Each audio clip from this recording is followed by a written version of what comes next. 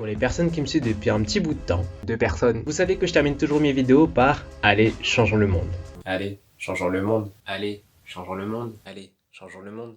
Allez, changeons le monde. Mojo utopique, je conçois qu'il est presque impossible pour nous, à notre échelle, de changer le monde. Mais, après des mois de recherche, je crois que je sais enfin comment vraiment changer le monde. Plusieurs fois dans la société, dans un pays, dans une époque, dans une ère, une personne a pu, sur une durée relativement courte, changer les mœurs, les mentalités, les comportements d'une population entière. Après, ça peut être en bien comme en mal. Mais je vais me concentrer aujourd'hui sur deux exemples.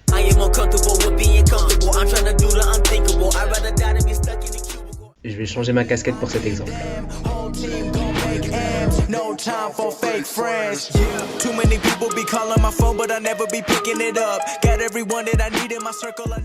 Yo, c'est Delisup, la chaîne qui balaye l'actu basket. Bill Russell, plus qu'une légende, c'est une icône du basketball, tout simplement.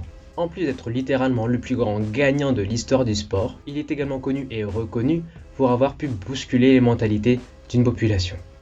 Ça a demandé beaucoup de sacrifices, beaucoup de rébellions, de révoltes et surtout du courage.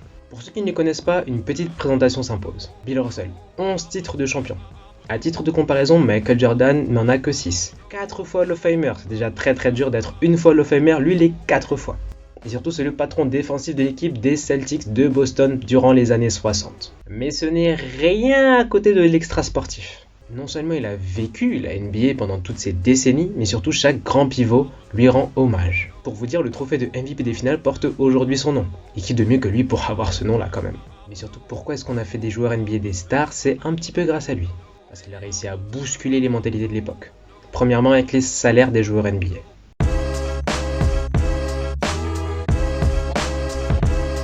Aujourd'hui, les joueurs NBA gagnent beaucoup. Des salaires parfois indécents, et l'affichant surtout partout sur les réseaux. Comme beaucoup de personnes publiques d'ailleurs. Il fut un temps, dans les années 50, 60, même 70, beaucoup de joueurs n'étaient payés qu'en fonction du nombre de matchs joués. Ça veut dire que pendant l'intersaison, donc de juin jusqu'à octobre, les joueurs devaient se trouver un autre travail. Et oui, comme ils ne jouaient pas, ils devaient trouver un autre emploi pour pouvoir subvenir à leurs besoins. Il leur a fallu une dizaine d'années des très grands représentants comme Bill Russell, Kareem Abdul-Jabbar ou encore Oscar Robertson pour pouvoir faire bouger tout ça. Ils ont réussi à obtenir gain de cause en créant un syndicat des joueurs. Il était plutôt bien payé pour l'époque et c'était le patron, comme je l'ai dit, de l'équipe. Ça veut dire que c'était l'un des joueurs les plus importants de la NBA. Et du coup, il allait faire jusqu'à la grève, c'est-à-dire ne pas jouer de match pour qu'il puisse se faire entendre. Et il a réussi. Maintenant, les joueurs NBA ont un salaire garanti à la signature du contrat et ce jusqu'à expiration de celui-ci. Je vous ai dit que ça avait été le plus grand gagnant de l'histoire du sport. Mais il n'a pas été que joueur, il a également été coach. C'était le premier coach afro-américain à être coach, avec le titre au bout qui plus est. Du coup, transition pour la cause noire.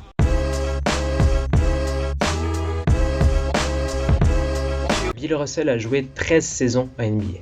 13 saisons pour les Celtics, donc à Boston. Il faut savoir dans les années 60 que Boston, on va dire les termes, est une ville raciste. Donc tout en jouant dans la ville qui le est, beaucoup de témoignages de sa fille parlent de cambriolage dans sa maison, des objets retournés, des gens qui ont déféqué dans sa chambre, les policiers qui ne prenaient pas du tout en considération leurs plaintes. Il a réussi à gagner des titres. Et s'il y a bien une personne qui était exposée au racisme dans sa ville, c'est bien lui. Il a réussi à faire changer tout ça par ses actions sur et en dehors du terrain. Ah, et je vous ai pas dit qu'il était conseiller et grand ami de Martin Luther King. Du coup c'est un petit peu paradoxal. Il adorait jouer pour les Celtics mais détestait la ville de Boston. Ce qui fait tout basculer, c'est en 1966. Il devient joueur et coach des Celtics, donc tout en jouant, il donnait des systèmes. Le journaliste lui demande implicitement si un joueur noir peut entraîner une équipe. Au calme! Sa réponse: And you do the job impartially, without any racial prejudice in reverse. Yes, How? because the most important factor is respect. And basketball respects the man for his ability, period.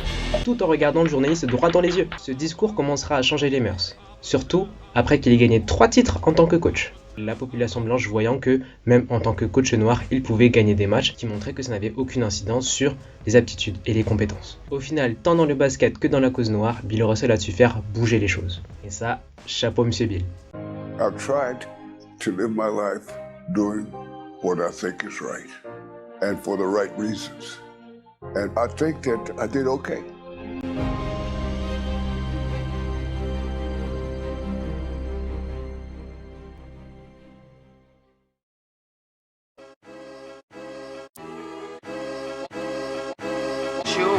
sais pas si vous connaissez le Covid, mais le gouvernement a pu trouver le moyen de nous manipuler et de changer les mœurs et mentalités des gens. En histoire, on parle principalement de bourrage de crâne et de propagande lorsqu'il s'agit de prendre un dictateur et de redorer son image. En revanche, si on prend la définition plus globale, il s'agit tout simplement de faire naître une idée dans la tête des gens. Surtout leur faire croire que l'idée vient d'eux-mêmes, donc ils ne sont pas manipulés. Ça s'appelle l'inception. Il faut savoir que la totalité de mon argumentaire provient du livre Le Réveil de Laurent Gounel. Vous savez, quand on est plusieurs sur une seule personne, il est plus facile de manipuler cette personne. Alors dites-vous que quand c'est tous les gouvernements de tous les pays qui s'y mettent, on peut être sûr et certain qu'ils vont obtenir ce qu'ils veulent. Le problème est le suivant. Le Covid est un virus survenu brutalement et les gens s'interrogent sur ce virus-là. Plusieurs avis émergent et ils ne vont pas dans le sens du gouvernement. Il est très important de se souvenir de l'histoire pour apprendre de nos erreurs. Sur ce coup-là, c'est le gouvernement qui s'est servi de l'histoire pour nous inculquer une nouvelle mentalité. Laurent Gounel a décrit bien un livre, comme il s'est aperçu que les chefs d'État avaient géré le confinement comme d'anciennes dictatures avaient géré des régimes, ou encore des méthodes de torture utilisées pour que les personnes obtiennent ce qu'elles veulent. La grosse différence est que là ça s'est fait à l'échelle internationale. Les propos qui vont suivre vont provenir d'un inventaire d'outils de manipulation des masses, mis en place par les anciennes dictatures et les prisonniers. Donc ça veut dire qu'au moment où ça avait été écrit, il n'y avait pas de confinement, pas de Covid, rien du tout. Après, si vous y voyez une certaine analogie avec le Covid, ça peut vouloir dire quelque chose. Pour les prisonniers, cela passe par plusieurs étapes. Première étape, l'isolement. Priver la victime de tout soutien social, la rendre dépendante de l'autorité. Nos déplacements seront très fortement réduits. Les regroupements extérieurs, les réunions familiales ou amicales ne seront plus permises. Se promener, retrouver ses amis dans le parc, dans la rue, ne sera plus possible. La monopolisation de la perception. Fixer l'attention, pousser l'introspection. Covid-19. Le Covid-19. The number of COVID-19. COVID-19. L'induction de débilitation. Affaiblir les capacités mentales et physiques de résistance. Une variante est l'écriture forcée ou les contraintes prolongées. Le confinement le plus strict doit encore se poursuivre. Ces attestations simples de déplacement dérogatoires. La menace. Cultiver l'anxiété et le désespoir. Nouveau record de contamination. Une personne dans la boutique. Je veux voir un client, point final. L'amende forfaitaire pour non-respect des conditions de circulation est passée à 135 €. L'indulgence occasionnelle. Encourager l'obéissance avec des récompenses. Nous pourrons ainsi surmonter cette vague en limitant au maximum les restrictions, en continuant comme nous l'avons fait depuis le début. L'humiliation. Humilier les résistants devant ceux qui respectent l'autorité. Se faire injecter une dose de vaccin ou se faire suspendre. Un irresponsable n'est plus un citoyen. Développer l'habitude d'obéir, peu importe si la règle est dénuée de sens ou pas. La caricature des résistants. Les rendre non crédibles, les tourner en dérision. L'instauration des clivages. Diviser la population en désignant les résistants comme responsables de la situation. Et donc flatter les consentants. Il y a 70% des personnes hospitalisées qui ne sont pas vaccinées. Donc oui, aujourd'hui, il faut bien sûr mettre la pression sur celles et ceux qui ne sont pas encore vaccinés. Les vaccinés n'ont pas à payer pour les non-vaccinés. Voilà. Lier flatterie et culpabilité. Flatter l'intelligence des gens et leur dire qu'ils seraient bêtes de ne pas se mêler à l'autorité. Alors que les résistants d'opérette s'exprimaient dans les rues avec leurs pieds, tous les autres Français se sont exprimés avec leur cervelle en se faisant vacciner. Étiqueter les résistants. Assimiler leurs réflexions à un groupement complotiste. Anti-vax. Anti-vax. Covido-sceptique. La première dose d'AstraZeneca ou après la deuxième dose de Pfizer et Moderna, l'âme des personnes se détache définitivement du corps. Théorie conspirationniste sur l'épidémie de coronavirus. Pratiquer la gradualité. Introduire des mesures petit à petit.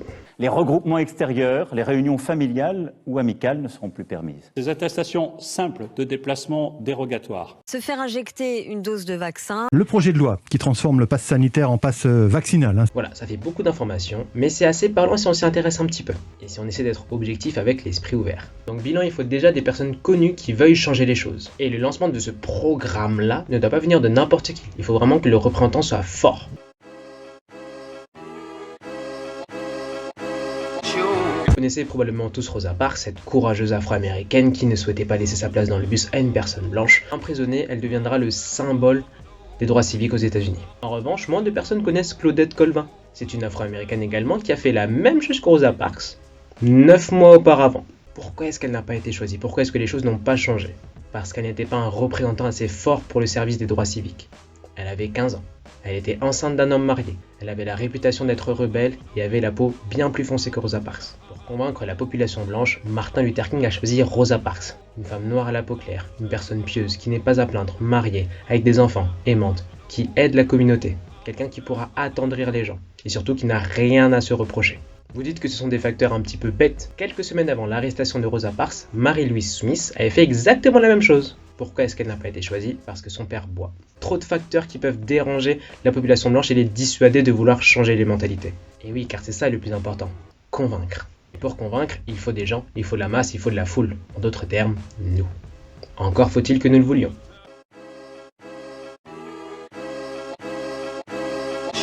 Nous avons tous plusieurs préoccupations, des choses qui nous intéressent plus qu'autre chose. Imaginons donc un instant qu'une personnalité décide de changer les choses. Quel sera le pourcentage de gens touchés par cette personne et qui voudront changer les choses? Très bon documentaire sur Netflix, Derrière nos écrans de fumée, traite de la data, donc des données que l'on transmet aux utilisateurs, aux intelligences artificielles pour pouvoir mieux nous cerner et nous connaître. Le documentaire part également des centres d'intérêt que nous partageons et comment nous nous retrouvons parfois sans le vouloir avec des gens qui ont le même centre d'intérêt que nous. Et par conséquent, il parle du fossé qui s'agrandit entre les gens qui ne partagent pas les mêmes opinions. On reprend mon exemple. Imaginons qu'une personnalité décide de changer les choses. Les personnes qui sont touchées par cette cause vont le partager autour d'elles, mais il y a fort moyen que ce ne soit que dans le cercle restreint des personnes qui partagent déjà les mêmes opinions. Donc la cause ne sortira pas de ce cercle restreint. Pour que ça sorte, il y a un degré d'implication, que j'ai distingué en 5 points. Premier point, insensible. La cause ne me touche pas, je ne veux pas que ça change. Peu sensible. La cause me parle, mais sans plus, je ne veux pas nécessairement que ça change. Sensible. Je suis touché par la cause, j'aimerais que les choses changent, sans forcément vouloir faire bouger les choses. Militant. Je suis touché par la cause, je veux que les choses changent, je commence à en parler autour de moi, via des vidéos, via des manifestations. Extrémiste, je suis touché par la cause, je veux changer les choses coûte que coûte, et je suis prêt à tout pour qu'un maximum de personnes soient touchées et sensibilisées. Pour toute cause, il y aura toujours ces 5 catégories. Et oui, même si ça peut paraître aberrant, il y aura toujours des causes où il y a des gens qui n'en auront littéralement rien à faire, et d'autres qui seront prêts à tout pour se faire entendre. Pourtant, si un insensible rencontre un extrémiste, le fit ne sera pas bon du tout. Et le fossé des deux va s'agrandir de plus en plus au fur et à mesure que l'extrémiste voudra changer coûte que coûte la vie et la mentalité de l'insensible, tandis que l'insensible voudra s'éloigner de l'extrémiste, le trouvant véhément, et ça pourra même porter préjudice à la dite cause. Personnellement, je pense que pour que les choses changent, il faut qu'un maximum de personnes soient dans la catégorie sensible. Et les choses seront du coup boostées si une personne connue ou un symbole vient représenter cette cause. Donc pour changer les choses, il faut qu'une personne devienne connue, qu'elle ose s'exprimer sur une cause, quitte à mettre de côté sa zone de confort pour pouvoir vraiment se faire entendre, et montrer que c'est une cause sérieuse. Mais enfin et surtout, il faut que les jeunes puissent être sensibles à cette cause. Donc toute cause qui peut vous paraître injuste ou à changer, vous devriez vous y intéresser. Et quand bien même la cause ne leur parle pas, tant qu'elle n'influence pas la manière de vivre, de consommer ou d'être, elle ne devrait pas avoir à empêcher la cause d'avancer. Alors renseignons-nous. Ouvrons nos esprits sur tout ce qui peut nous intéresser et soyons ouverts. Allez, changeons le monde.